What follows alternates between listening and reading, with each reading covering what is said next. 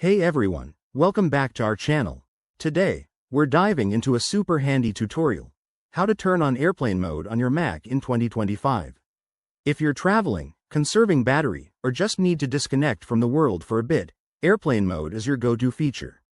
It's quick, easy, and works on the latest macOS updates. Let's jump right in so you can get this done in under a minute.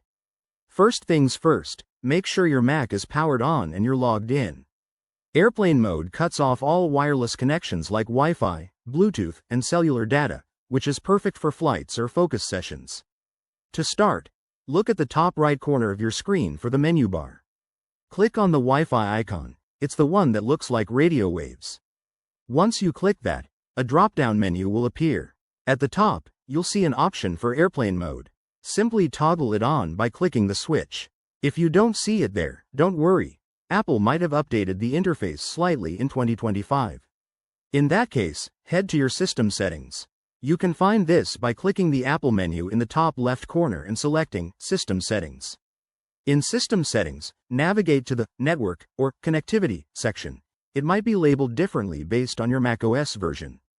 Look for airplane mode in that menu and flip the switch to enable it. You'll notice your Wi-Fi and Bluetooth icons gray out, confirming it's active. A quick tip. If you're using a Mac with a touch bar, you might have a dedicated button for this. Just swipe and tap.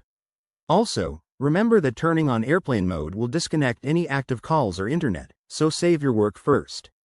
It's that straightforward. Once it's on, your Mac is now in flight mode, helping you save battery life and avoid distractions.